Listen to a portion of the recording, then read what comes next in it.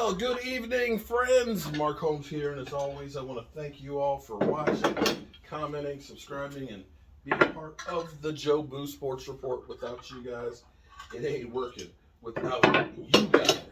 So I appreciate each and every one of you all being here. Well, it's the end of an era. Drew Brees has retired. Let me say again, Drew Brees is X'd out of the NFL now.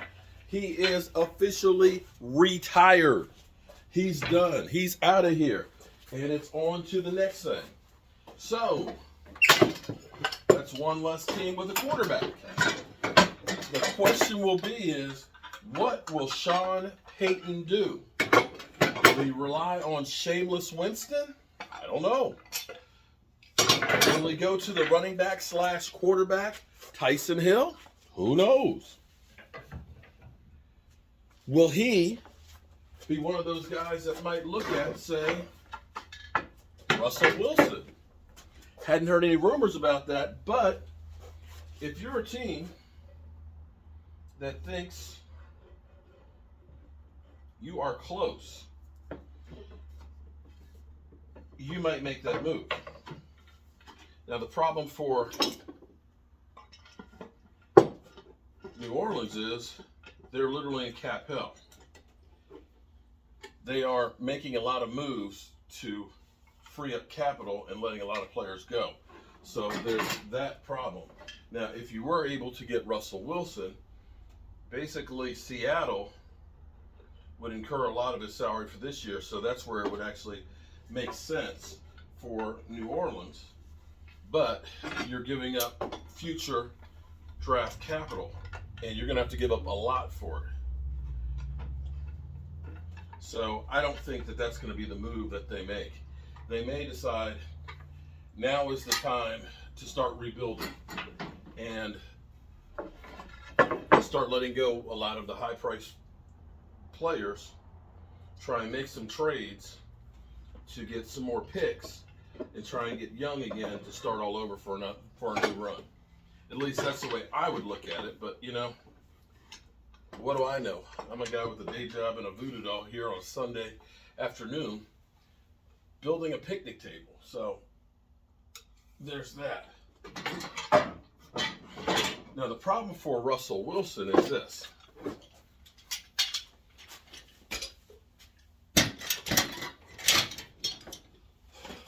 Again, for Seattle to trade Russell Wilson, they're going to incur about $37, $38 million cap hit this year. Boom. And then they don't have a quarterback. You don't have a quarterback, which is about the only thing that's really been holding the team together, and you end up spending a whole lot of money. It makes no sense for Seattle unless they're trading and getting a quarterback in kind or getting enough compensation to get a new quarterback. And it's a high price. You're talking about 3 number ones and still having it. You know, this is my philosophy. And again, I'm a guy with a day job and a voodoo doll. But I'll give up one of two things, either a bunch of money or draft picks. But you don't give up both.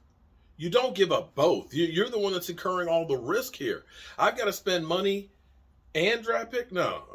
Screw that. I'm not doing that. But, you know, again, what do I know? I'm a guy with a day job and a voodoo doll who's here missing the trash can on a Sunday afternoon.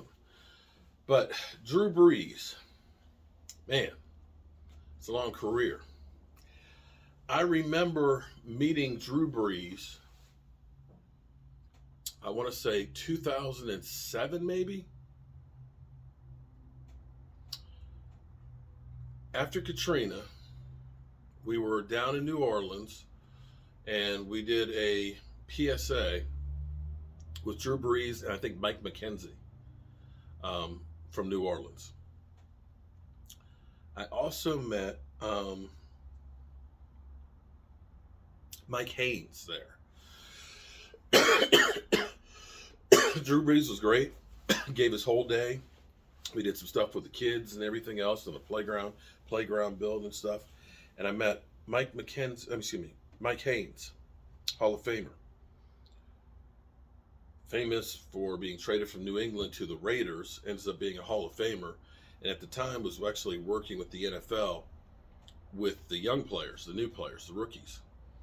And he said something to me that really and truly stuck with me, because what they were trying to teach the players is, now you're in the NFL. Who knows how long you're going to be here?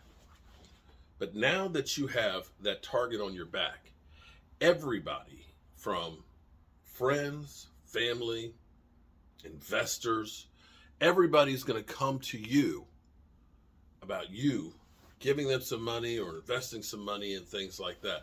You know, you're going to have money like you've never had before.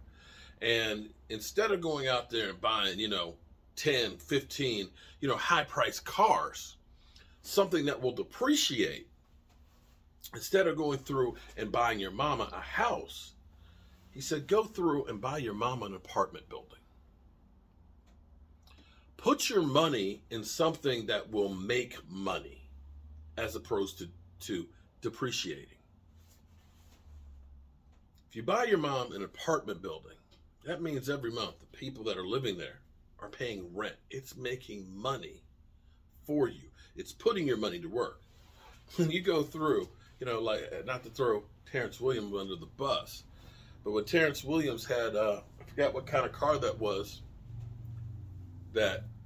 wrecked. $200,000 car. It's wrecked. I think it got sold for like $65,000. You lost like $130,000 on the deal. You got nothing to show for it. So that was very, very big. And I always keep that in the back of my mind, because as people go out and they buy, shoes, $500 pairs of shoes, or they go through and they buy a new car every 2 years, I just look at that and say, damn, what would that $500, if you had invested it over 20 or 30 years, how much money would that be worth as opposed to that pair of shoes? Or instead of that new car, that money was put into an investment like buying a house. But then again, what do I know? This is broke ass media. I'm always wearing raggedy clothes and driving vehicles till they're dead. Although, Jet showed me, Big Red, she ain't ready for the scrap heap. She's actually doing pretty good. But be that as it may, congratulations on a great career, Drew Brees.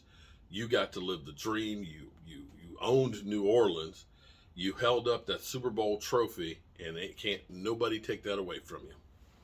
Congratulations, and enjoy your retirement. That, my friends, may help our schedule next season. We ain't got to face Drew Brees anymore. Now, if we could just get Tom Brady to retire. I'll see you guys a little bit later. Peace out.